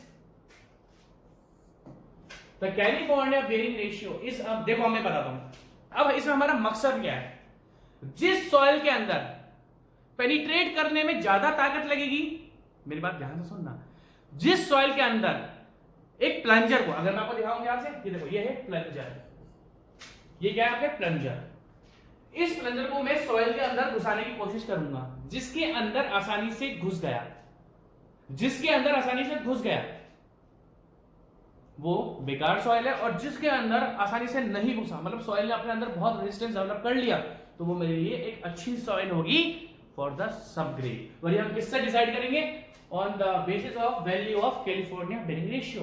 The California bearing ratio is a test is a measure of resistance of material to the penetration of standard plunger under controlled density and moisture condition। that means जितनी भी soil में, अब देखो ध्यान से सुनना मेरी बात, एक लाइन लिखी है यहां पर, under controlled density and moisture conditions. क्यों? क्योंकि जैसे जैसे मॉइस्चर कंटेंट और डेंसिटी आपका चेंज होगा, कैलिफोर्निया बेयरिंग रेशियो भी आपका चेंज हो जाएगा। जैसे जैसे मैं रेड से, देखो आपको लिखना ही है, जो भी मैंने रेड से अंडरलाइन कर दिया, द कैलिफोर्निया बेयरिंग रेशियो, ये आपको लिखना है, is a test is a measure of resistance of a material to the penetration and standard plunger under control density and moisture content. क्योंकि जैसे जैसे मॉइस्चर कंटेंट और डेंसिटी सॉइल की change होगी, वैसे वैसे आपका कैलिफोर्निया बेयरिंग रेशियो चेंज। तो दैट मींस हमें ध्यान रखना है कि जिस सबग्रेड की हम कैलिफोर्निया बेयरिंग रेशियो डिटरमाइन कर रहे हैं, for the classifying subgrade same water content होना चाहिए हर सॉइल में। अगर उसमें सेम वाटर कंटेंट नहीं होगा तो आपको फिर प्रॉब्लम हो जाएगी, ठीक है। This California bearing ratio is used for, देखो अब देखना, California bearing ratio is used for classifying and evaluating soil subgrade and base course material for flexible pavement. California bearing ratio ये थोड़ा इंपॉर्टेंट है आपका, सबग्रेड को तो डिटरमाइन करने के लिए, सबग्रेड की क्वालिटी को डिटरमाइन करने के लिए तो यूज होता ही है, साथ में आपका बेस कोर्स मटेरियल की भी डिटेल आपको देता है। जो मैं रेड से टिक कर रहा हूं, आपको ओनली वो लिखना है, उसके अलावा कुछ ही मत लिखना, क्योंकि ये तो कंटेंट तो मुझे नेट से मिला है ना, तो ये आपको पूरा पूरा नहीं लिखना, ठीक है। क्या लिखा है? California test may be conducted on in remoulded और इन अनडिस्टर्ब्ड सैंपल। अभी रिमोल्डेड और अनडिस्टर्ब्ड का मतलब क्या है? रिमोल्डेड का मतलब है कि हमने क्ले को बार बार उसकी शेप चेंज करी। मान लो मैं ग्राउंड से मिट्टी निकाल के लाया, तो बार बार मैंने उसकी शेप चेंज करी, कभी घड़ा बना दिया, कभी बॉल बना दिया, कभी लुल्लू बॉल, बचपन में मम्मी बना के देती थी ना आटे का, वो बना दिया। तो ये आप कैलिफोर्निया बेरिंग रेशियो अनडिस्टर्ब मतलब जैसा सैंपल साइड से निकला उसी पर आपने टेस्ट कर लिया, ठीक है। अब ध्यान से देखना, सबसे इंपॉर्टेंट लाइन, तो हम कैलिफोर्निया बेरिंग रेशियो को हम रिमोल्डेड शेप में भी यूज कर सकते हैं और आपका अनडिस्टर्ब सैंपल में भी यूज कर सकते हैं, ठीक है। अब अगर मैं आपसे आगे की बात डिस्कस करूं, ध्यान से देखना, दिस टेस्ट मैंने आपसे क्या बोला, ये जो प्लंजर है ना, हम सॉइल के अंदर घुसाएंगे, कितनी डेप्थ पर? 2.5 mm पर और 5 mm पर। हमारा मेन मकसद क्या रहेगा? सॉइल का जो सैंपल हम इस मोल्ड के अंदर, सॉइल का देखो, this is mould, this is plunger, this is extra load जो हम इसके ऊपर रखते हैं, ठीक है, और ये नीचे की प्लेट है आपकी, ये लोड है, ये प्लंजर है, ये मोल्ड है, और ये प्लेट हम बेस पर रख देते हैं, दिस इज बेस प्लेट। अभी आप देखो, ध्यान से देखना, आज मैं आपको वीडियो भी बताऊंगा, आज मैं आपको वीडियो भी दिखाऊंगा किस तरीके से कैलिफोर्निया बेरिंग रेशियो डिटरमाइन आपका होता है। तो आप इसको ड्राइंग तो नहीं कर सकते हो, अगर हो सके तो आप इसको ड्राइंग कर लेना, जो आपको काम आएगा। तो मेरे पास तो डिजिटल बोर्ड है, आपके पास एग्जाम में नहीं रहेगा, या फिर आप जब पढ़ोगे तो उस टाइम आपके पास नहीं रहेगा, ठीक है।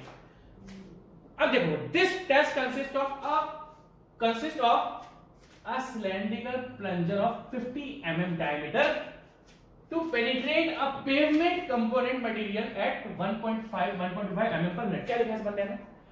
हम क्या करेंगे, सॉइल का सैंपल इस मोल्ड के अंदर बना लेंगे, उसको कॉम्पैक्ट कर देंगे, अभी बहुत लंबा प्रोसीजर है, मजाक में समझना। हम सॉइल का सैंपल इसके अंदर भर देंगे। कैसे लेना है? हमें सॉइल का सैंपल ऐसा लेना है जो 20, मतलब बहुत लंबा प्रोसीजर है। पहले हमने क्या करा, 5 किलो मिट्टी ले ली, उस 5 किलो मिट्टी को हमें छानना है सील से। कितने mm सील से? 20 mm सील से। फिर हमें उस सॉइल में थोड़ा सा पानी मिला देना है। सॉइल में क्या करना है? पानी मिला देना है। और वो पानी कितना होना चाहिए? जो उस सॉइल का ऑप्टिमम मॉइस्चर कंटेंट होगा। ऑप्टिमम मॉइस्चर कंटेंट क्या होता है भाई साहब? मैंने आपको सॉइल मैकेनिक्स धांसू तरीके से पढ़ाई है। What is optimum moisture content? Optimum moisture content एक ऐसा वाटर कंटेंट होता है सॉइल का जिस पर हमें सॉइल की सबसे ज्यादा मैक्सिमम ड्राई डेंसिटी मिलती है। What is optimum moisture content? तो हम सॉइल का ऑप्टिमम मॉइस्चर कंटेंट मैंने आपको डिटरमाइन करने से रखा है। तो हम सॉइल का, अब ध्यान से देखना, हम सॉइल का सबसे पहले ऑप्टिमम मॉइस्चर कंटेंट कैलकुलेट कर लेंगे। हम पढ़ तो हाईवे रहे हैं, बट हमें सॉइल मैकेनिक्स बहुत काम में लेनी पड़ेगी। हमने सॉइल का सबसे पहले क्या करा, ऑप्टिमम मॉइस्चर कंटेंट कैलकुलेट कर लिया, जो हम डिटरमाइन कर सकते हैं। और उस ऑप्टिमम मॉइस्चर कंटेंट को डिटरमाइन करने के बाद उतना ही पानी हमें मिट्टी में मिलाना है, ताकि जब मैं उस मिट्टी को कॉम्पैक्ट करूंगा तो वो मिट्टी मैक्सिमम कॉम्पैक्ट हो जाए। ऑप्टिमम मॉइस्चर कंटेंट का मतलब होता है कि मैक्सिमम ड्राई डेंसिटी आपको मिल जाती है उस पानी पर जो ऑप्टिमम मॉइस्चर कंटेंट है। तो हमने मिट्टी लिया, प्रिपेयर करा, इस मोल्ड के अंदर भर दिया। अब ऐसे नहीं भरा, 5 लेयर भरेंगे, 1 2 3 4 5 लेयर भरेंगे और इसको ठोकेंगे मिट्टी को।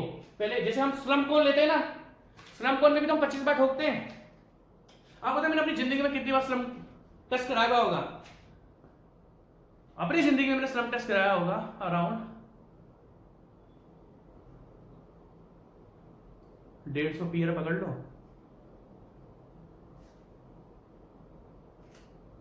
शायद 1,500 बार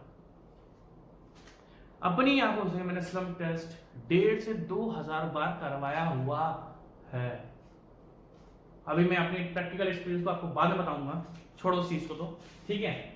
तो मिट्टी ली, मिट्टी में ऑप्टिमम मॉइस्चर कंटेंट वाला पानी मिलाया, पानी मिलाने के बाद हमने इसको 5 लेयर में भर दिया। और 5 लेयर में भरने के बाद ये जो मोल्ड है ना आपका, इस मोल्ड को हम खोल देते हैं और सैंपल को उठाकर हम कंप्रेशन टेस्टिंग मशीन में रख देते हैं, जो कि उस पर लोड लगाएगा। अब देखो ध्यान से, ये वैल्यू का लिखे 1.5 to 1.25 mm पर मिनट। आपको इतना लोड लगाना है कि सॉइल के अंदर जो सेटलमेंट होगा वो 1 मिनट में 1.25 mm से ज्यादा नहीं होना चाहिए। ये बहुत इंपॉर्टेंट है, कैलिफोर्निया बियरिंग रेशियो। ये आपका एग्जाम में आएगा, सब्जेक्टिव में भी आएगा और ऑब्जेक्टिव में भी आएगा।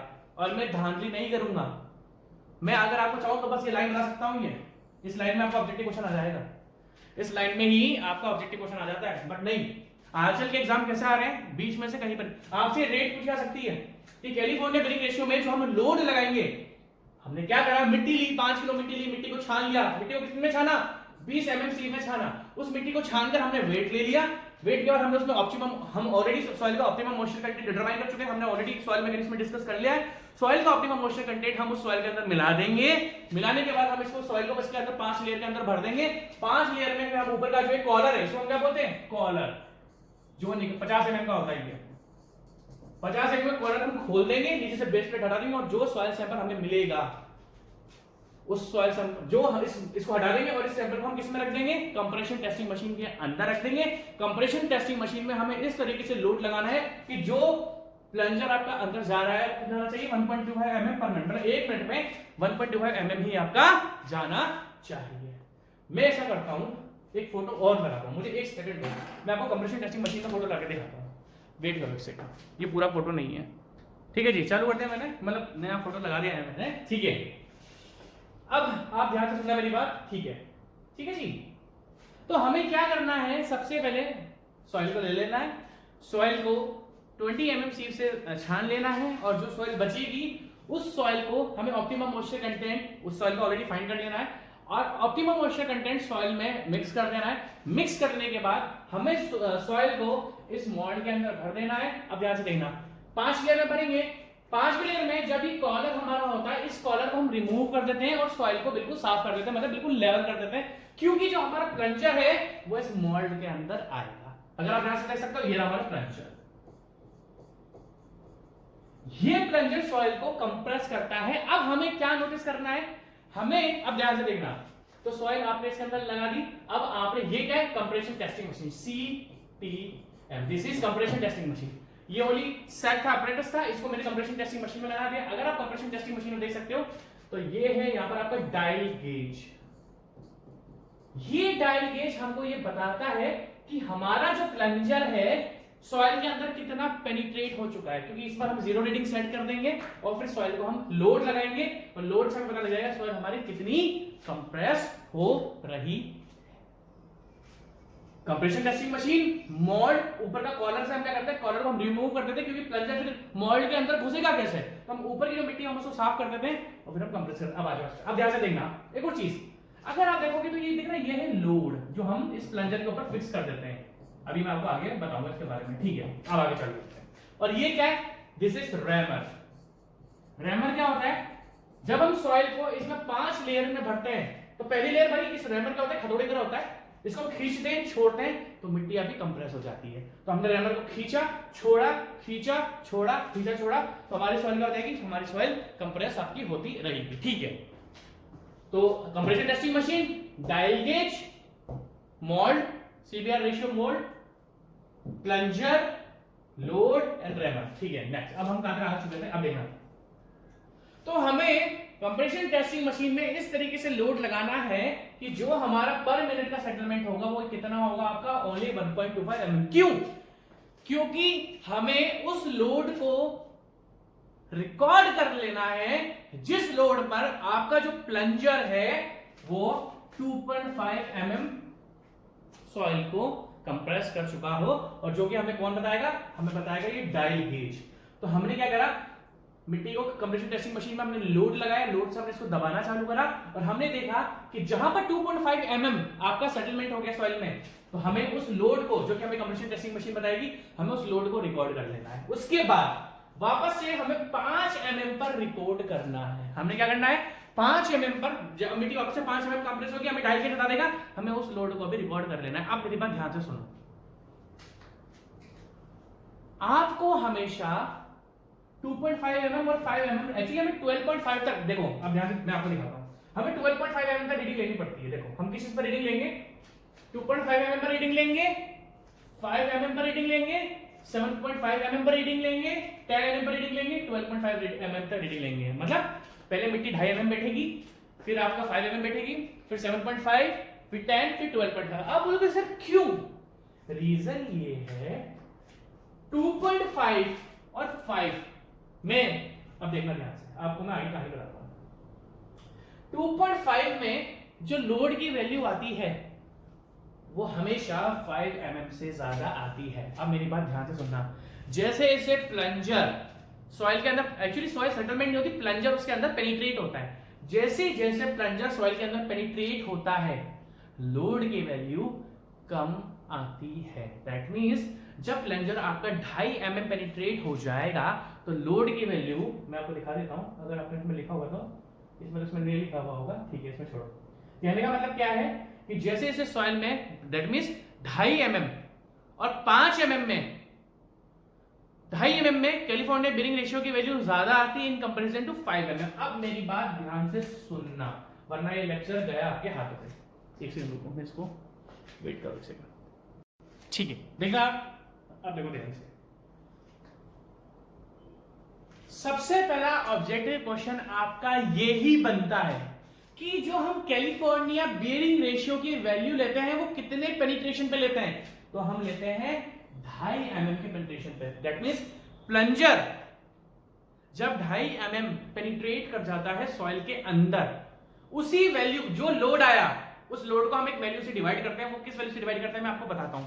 अगर हम बात करते हैं कैलिफोर्निया बेरिंग रेशियो की, तो कितने लोड पर 2.5 mm पेनिट्रेट कर गया सॉइल सैंपल पर, divided by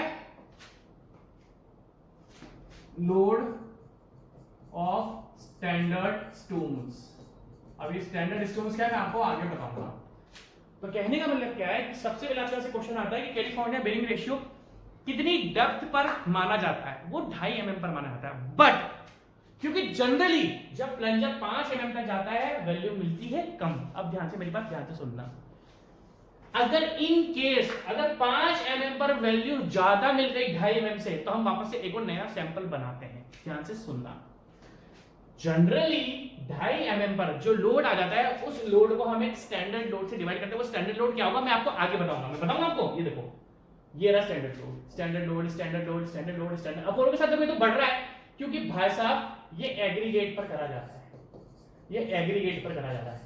that means California bearing ratio में 2.5 mm पर क्या हुआ कि कुछ एग्रीगेट्स को लिया जाता है। और अब देखना ध्यान से, देखो क्या होगा, हम छोटे छोटे एग्रीगेट्स ले लिए, अभी जो मैं टेस्ट कर रहा हूं वो सॉइल सैंपल कर रहा हूं, उसी को हम लोग क्या करते हैं सॉइल की जगह एग्रीगेट्स लेते हैं for standard load values. Standard load values के लिए हम क्या करते हैं एग्रीगेट्स लेते हैं। फिर हम देखते हैं कि जब 2.5 mm गया तो लोड कितना आ रहा है, जब 5 mm गया। अब ये जो वैल्यूज है ये है ऑन एग्रीगेट। एग्रीगेट क्या होता है स्टोन।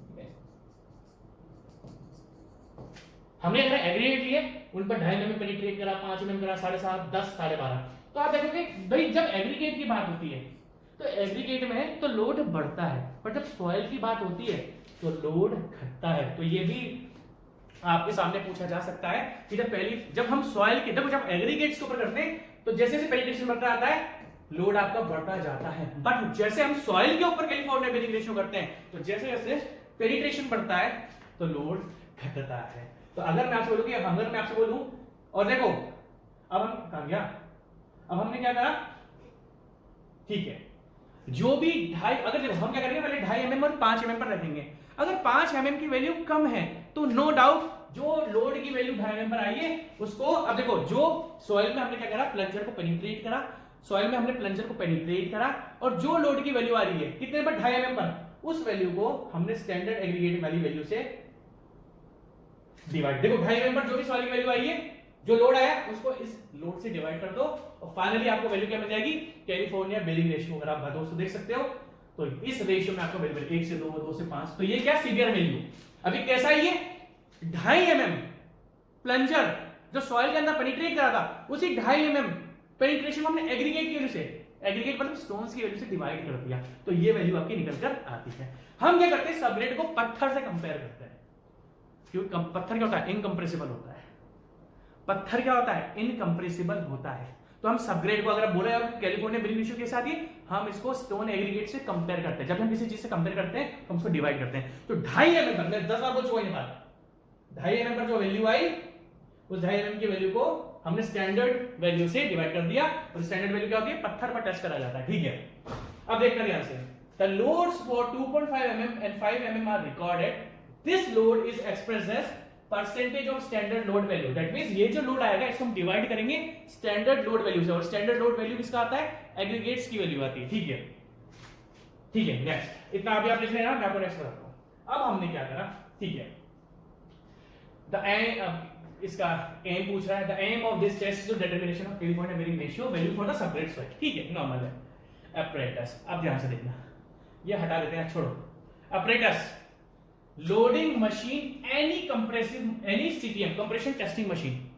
अब देखो मैं इसका apparatus क्या कर रहा हूं, सबसे पहले ये आ गया एनी कंप्रेशन मशीन, मतलब compression testing machine can operate at a constant rate of, ये रेट उसकी होनी चाहिए कि 1 मिनट के अंदर वो जो कंप्रेशन हो रहा है वो ज्यादा से ज्यादा 1.25 होना चाहिए। दैट मींस जो प्लंजर जा रहा है वो 1.25 mm पर मिनट होना चाहिए। सिलेंड्रिकल मोल्ड, अब देखना ध्यान से, इसके डायमेंशन भी पूछे जा सकते हैं। जो कैलिफोर्निया बेयरिंग रेशियो में मोल्ड होता है कितना होता है आपका, डायमीटर कितनी होती है आपकी 150 mm, लेंथ कितनी होती है 175 mm हाइट। ये भी आपका एक ऑब्जेक्टिव क्वेश्चन है। तो हमने क्या पढ़ा, एक तो कंप्रेशन टेस्टिंग मशीन जो कि मैंने आपको, ये this is compression testing machine, this is mould.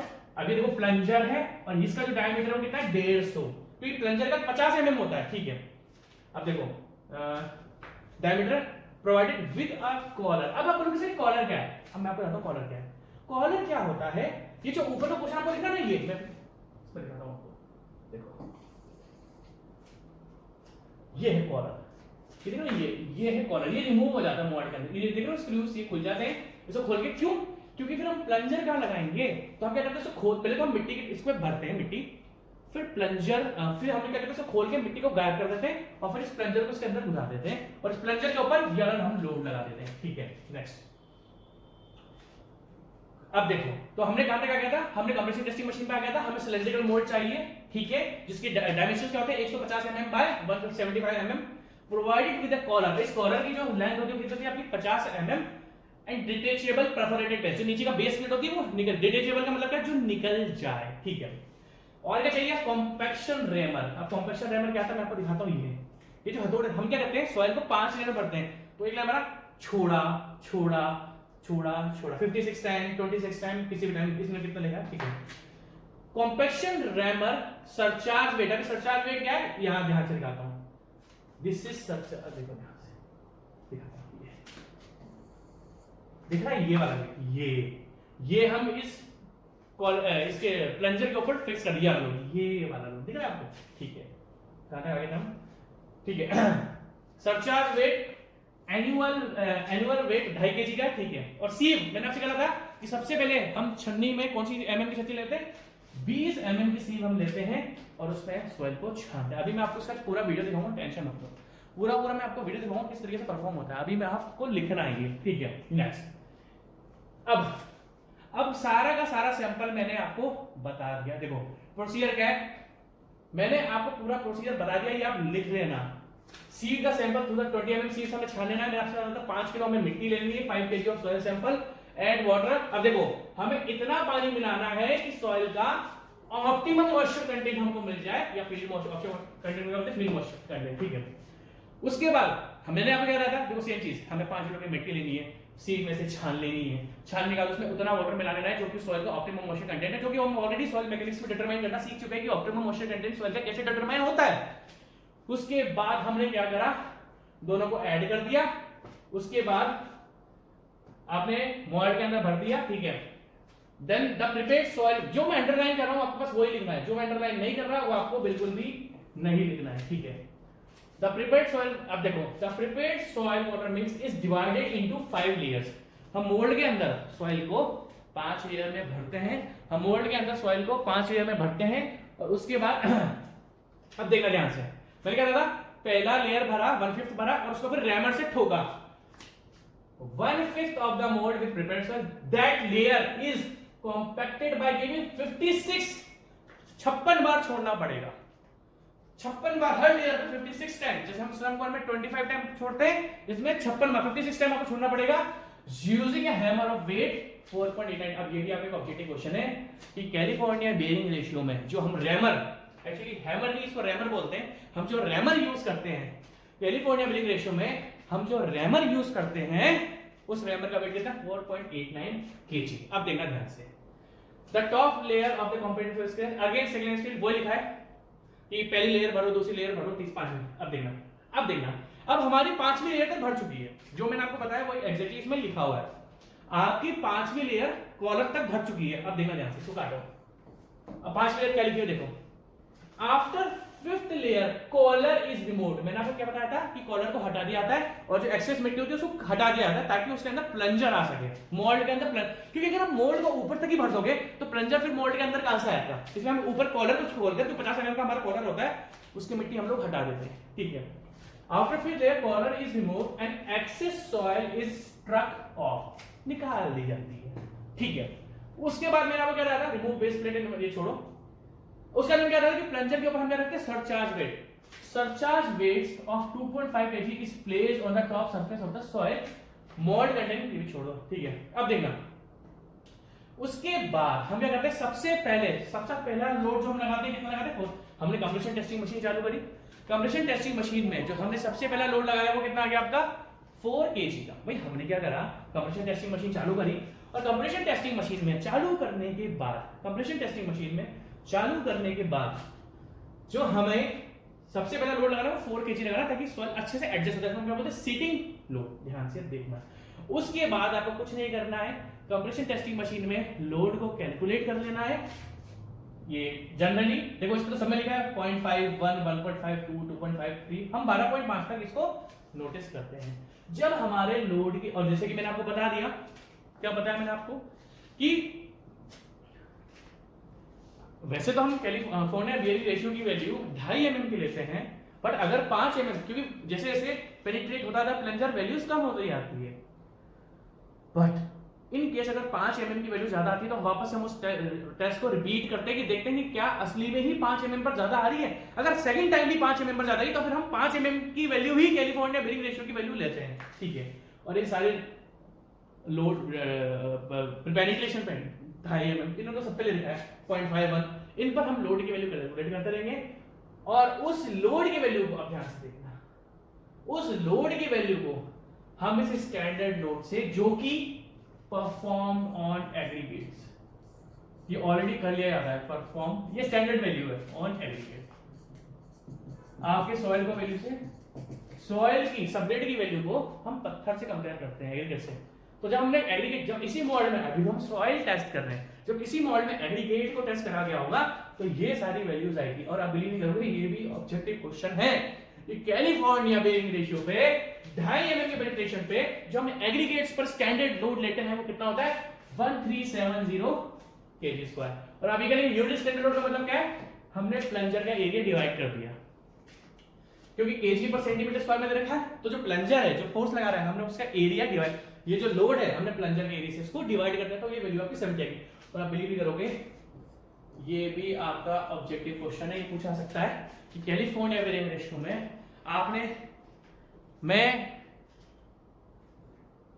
बहुत अंदर तक घुसकर पढ़ाता हूं, ध्यान रखना, मैं आपको गारंटेड बोलता हूं इस तरीके से कैलिफोर्निया बेयरिंग रेशियो आपने आज तक नहीं पढ़ा होगा। ठीक है, हम क्या करेंगे, और मैं इतना भी श्योर बोलता हूं कि आपके भेजे के अंदर कैलिफोर्निया बेयरिंग रेशियो छप चुका है, आपके भेजे के अंदर कैलिफोर्निया बेयरिंग रेशियो घुस चुका होगा, मुझे नहीं लगता आपको कुछ रिवाइज करने की जरूरत पड़ेगी। ठीक है, तो 2.5 mm के पेनिट्रेशन पे एरिगेट्स पर इतना लोड आया होगा, 5 mm पर इतना था। अब हमने क्या करा, सॉइल का हमने सॉइल की दो वैल्यू कंपेयर करी, 2.5 और 5, हम इतने नीचे नहीं जाते, हमने 2.5 और 5 पे कंपेयर करी। तो अगर 2.5 mm पर ही लोड ज्यादा आ रहा है तो ऑब्वियसली कैलिफोर्निया बेयरिंग रेशियो ज्यादा आएगी। और इसके लिए अब मैं आपको आगे की बात एक वीडियो के साथ बताता हूं, उसके बाद में लेक्चर, क्योंकि मेरे को लगता नहीं कि इस लेक्चर में आपका कैलिफोर्निया बेयरिंग रेशियो कंप्लीट हो पाएगा, मैं नेक्स्ट लेक्चर में आपको कैलिफोर्निया बेयरिंग रेशियो, बट मैं आपको, मेरे को एक सेकंड का टाइम दो, मैं आपको एक ऐसा वीडियो बताता हूं जिसमें आपको देखकर मजा आ जाएगा। देखो जी, अब मैं आपको फील कराऊंगा किस तरीके से हम कैलिफोर्निया बेयरिंग रेशियो अपनी लैब में परफॉर्म करेंगे। ठीक है, तो ये आपको देखो, ये कुछ बच्चों ने परफॉर्म करा था, तो ये मोल्ड है आपका जिसमें हम सॉइल सैंपल को भरेंगे। ठीक है,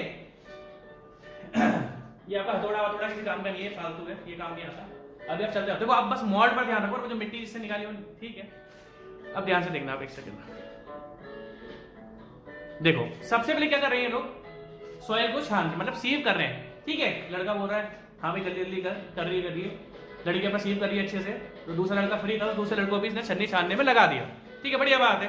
तो इन्होंने क्या करा, अब देखो ध्यान से, इस जगह ये ऑप्टिमम मॉइस्चर कंटेंट का पानी इसमें अंदर ऐड कर रहे हैं। तो लड़की, हाँ मैं मिक्स कर तो रही हूँ, अब देखो मिक्स कर रही है, अभी देखेगा, अभी लड़की देखेगी इधर की साइड मेरी रिकॉर्डिंग हो रही कि नहीं हो रही, करिए मिक्स करिए, हो रही, हाँ भाई करो, मिक्स करो, अच्छे से चल रहा है मिक्स, ठीक है। देखो इन्होंने ऑप्टिमम मॉइस्चर कंटेंट सॉइल का मिलाया है ताकि मोल्ड के अंदर ही अच्छे से फिल हो जाए, फिल कर रहे हैं अच्छी तरीके से, मिक्स करने दो इनको, मिक्स कोई प्रॉब्लम नहीं है हमको, हाँ भाई हो रही, रिकॉर्डिंग हो रही है, ठीक है। इसके बाद हमारा मिक्स कर रहे हैं पानी को उसके अंदर से, करने दो इनको, आपको फील ही कराएंगे कि आप एक्सपेरिमेंट में, उसके बाद देखो मैं एक्सपेरिमेंट कर रही हूँ, ठीक है, मैंने अभी पानी इसके अंदर मिला दिया है, अभी हम क्या करेंगे, अपने इसको कैलिफोर्निया बेरिंग के रिश्ते, देखो ये मिट्टी कैसे टूट रही है, हा, ठीक है। इसके बाद हम लोग इसको परफॉर्म करेंगे, करने दो। ये कॉलर निकाला इसने, ठीक है, कॉलर निकालने के बाद नीचे की प्लेट्स निकाल दी, जो प्लेट हमारी डिटेचेबल प्लेट होती है, ठीक है, ये इन्होंने फिल्टर पेपर रखा, ठीक है,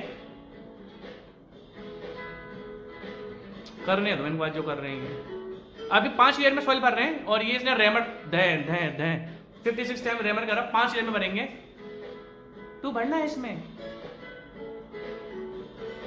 ठीक है, 5 लेयर में इसने फिर से भर दिया, इसको करने दो इनको। उसके बाद इन्होंने कॉलर लगाया, देखो सबसे पहले इन्होंने कॉलर हटा के रखा था, ठीक है, 5th लेयर जो आती है वो आपके कॉलर के अंदर आती है, जो 5th लेयर आपकी आएगी वो कॉलर के अंदर आएगी, ठीक है। अभी 5वीं लेयर भर रही है, भरने दो इसको, करने दो मेहनत। उसके बाद इसने वापस भर दिया, और भरेगा भी तो और भरेगा इसके अंदर। आपको फील आनी चाहिए ना यार, आपने एक्सपेरिमेंट परफॉर्म करा है, ठीक है, मार ले भैया अच्छे से करने दो इनको, बच्चे को करने दो, एक लेयर और आएगी अभी।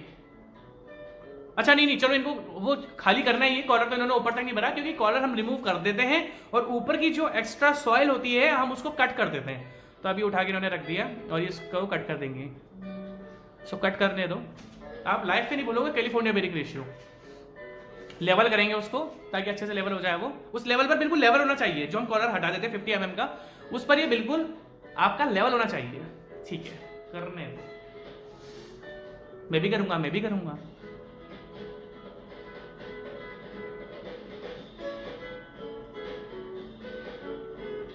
करने दो इनको, मेहनत करने दो। आप भी कभी न कभी करोगे ऐसे, या अपने स्टूडेंट्स को करवाओगे अगर कोई टीचिंग में गया तो, ठीक है। अभी लेके जा रहे हैं इसको कंप्रेशन टेस्टिंग मशीन के लिए, लेके जान दो इनको कंप्रेशन टेस्टिंग मशीन के लिए, ठीक है। कि वेट लेंगे इसका, एक्चुअली एम्प्टी मोल्ड, एक्चुअली जब आप मॉइस्चर कंटेंट निकालोगे तो आपको याद है ना, एम्प्टी मोल्ड भी चाहिए होता है, तो मॉइस्चर कंटेंट करने के लिए सॉइल का वेट ले रहे हो उसके अंदर कि कितना वेट है सॉइल का, क्योंकि इनको मॉइस्चर कंटेंट भी तो फाइंड करना है कि हमने एक्जैक्टली मॉइस्चर कंटेंट यूज करा है या नहीं करा। हम तो पहले उन्हें यहाँ पर कंप्रेशन टेस्टिंग मशीन में लगा दिया और ये इन्होंने लोड लगाया, और ये रहा देखो वो लोड था ना हमारा 2.5 किलो वाला, ये लोड इन्होंने ऊपर लगा दिया इसके प्लंजर के।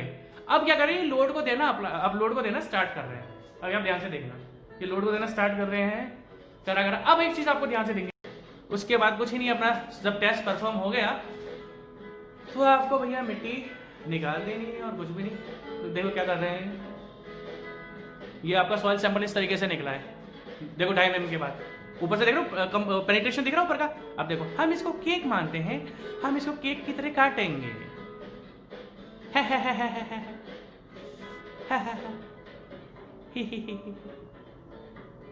लो केक खा लो, ये लो केक, ये है आपका केक। तो आपने देखा होगा कि हमने अभी फील करा किस तरीके से कैलिफोर्निया बेरिंग रेशियो परफॉर्म होता है, और मैंने पूरा अपना बेस्ट ट्राई करा है कि आप लोग के भेजे के अंदर ही छप जाना चाहिए कुछ वैल्यूज आपको। अब मैं कल इसको आगे और कंटिन्यू करूंगा, अभी मेरा ये टेस्ट कंप्लीट नहीं हुआ है, मैं आपसे आगे और डिस्कस करूंगा। अब नेक्स्ट लेक्चर में हमारा टेस्ट होगा प्लेट पेनिट्रेशन टेस्ट, और इसका रिमेनिंग बचा हुआ पोर्शन टेक किया। Bye bye.